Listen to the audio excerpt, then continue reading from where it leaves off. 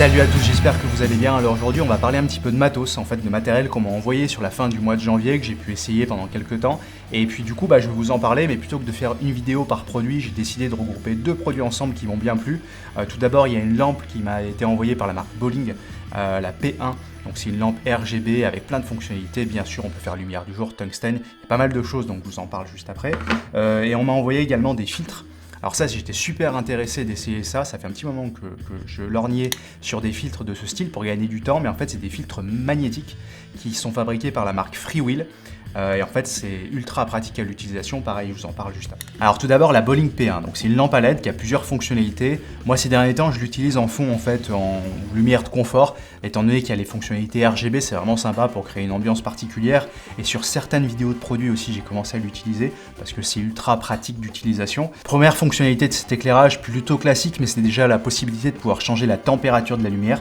Ce que j'apprécie c'est qu'il y a une grande plage de température de lumière, on peut aller de 2500 jusqu'à 8500, donc ça c'est vraiment top parce qu'on peut faire plein de choses de manière créative, même si en plus il y a les couleurs par la suite dont je vais vous parler. Donc il y a un bouton pour ça, et il y a également un bouton qui permet de changer tout le temps la puissance de la lumière, peu importe le mode dans lequel vous êtes, et ça fonctionne de 1% en 1%, donc c'est ultra pratique pour régler assez finement ces éclairages. Deuxième fonction qui est la fonction RGB, ce que j'aime bien c'est que le RGB ici fonctionne en mode HSI, c'est-à-dire que vous avez juste un degré à mettre de couleur, et en fait vous avez un rappel à l'arrière qui vous permet de savoir quel degré il faut mettre. Si par exemple je veux mettre du vert, j'ai juste à me mettre sur 120 degrés, donc c'est très facile de pouvoir mettre la couleur qu'on veut parce qu'il y a un rappel à l'arrière, ce qui permet de gagner du temps.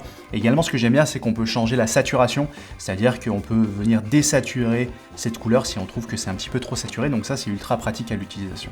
Et le troisième mode dans lequel on peut se mettre, c'est un mode où il y a des effets, en fait il y a 9 effets différents qu'on peut choisir. Par exemple il y a un premier mode qui nous permet de pouvoir simuler comme si on était en train de regarder un écran de télé.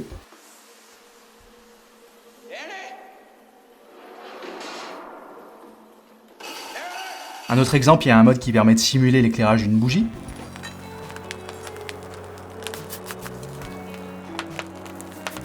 C'était pas notre guerre, Rodrigo. Et puis également, vous pouvez simuler l'éclairage d'une voiture de police ou d'une ambulance ou de pompiers qui peuvent être à l'extérieur, par exemple, ça peut être pas mal pour les mises en scène sur vos vidéos.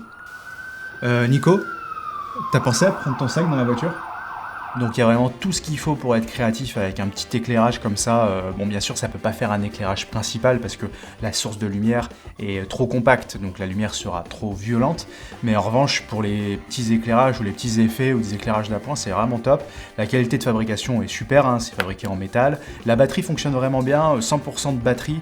À puissance maximale c'est 2h30, sachant que vous pouvez connecter la batterie en USB-C sur n'importe quelle batterie externe, donc dans ce cas là vous pouvez tenir des jours sans aucun problème. En tout cas moi c'est ce que je fais, je la connecte en USB-C. Et si vous vous demandez à quoi sert cette petite patte en métal en fait qu'on peut tourner, et il y a plusieurs possibilités de monter tout ça, en fait il y a des pattes vis dessus qui permettent soit de monter directement sur l'appareil photo parce qu'en fait il y a une housse qui est livrée avec, et à l'intérieur il y a un adaptateur directement pour pouvoir fixer sur l'appareil photo.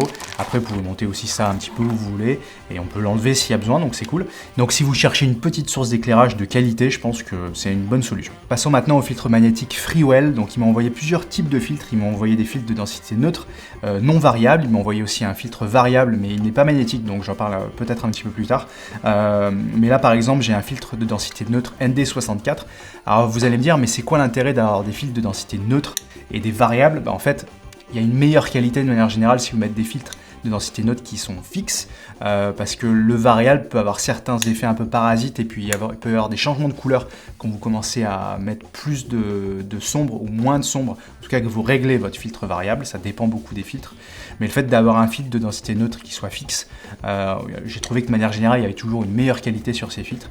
Et le fait que ça soit sur une fixation magnétique, ça permet d'avoir une utilisation très facile de ces filtres, sachant que l'inconvénient des filtres de densité neutre qui sont fixes, c'est qu'on est obligé de changer si ça change d'exposition, de devoir dévisser le filtre, de devoir le revisser. Mais le fait d'avoir ce système de Freewheel qui fonctionne super bien, où en fait on vient monter sur l'objectif cette partie-là en fait qui est livrée avec. Donc en fait vous avez juste à venir visser cette première partie sur votre objectif. Forcément il faut bien visser quelque chose au départ.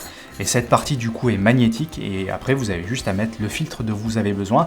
Si par exemple vous filmez une scène ou vous faites une photo d'une scène où vous n'avez pas besoin de filtre, bah, vous n'avez rien à faire, vous laissez la bague dessus. Par contre, dès que vous avez besoin de baisser la luminosité pour filmer ou pour faire par exemple une pause longue, bah, vous avez juste à venir poser ici le filtre.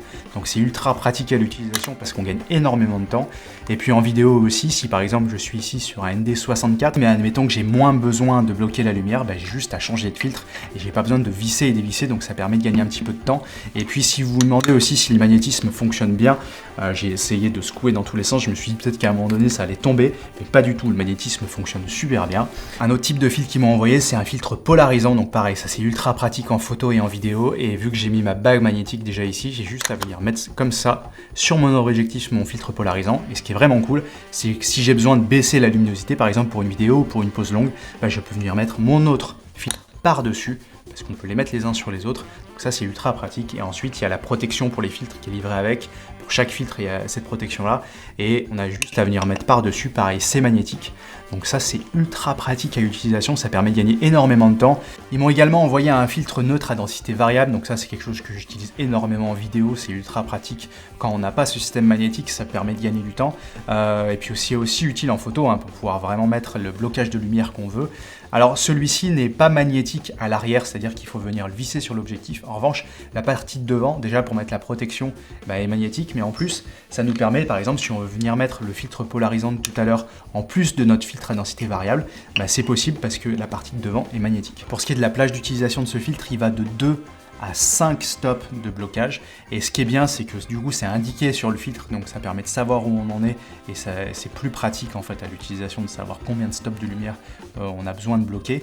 Et puis également il y a un blocage physique, c'est-à-dire qu'on ne peut pas dépasser le point où il y a le 5 stops.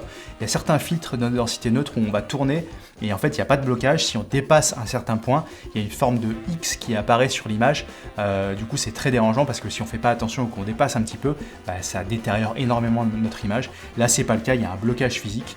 La qualité de fabrication est également vraiment bonne, donc je sais que je vais l'utiliser sur les prochains tournages et il va remplacer mon filtre que j'utilisais jusque-là. J'en ai terminé pour aujourd'hui, j'espère que ce format de vidéo vous aura intéressé, le fait de regrouper des produits ensemble et de vous en parler brièvement.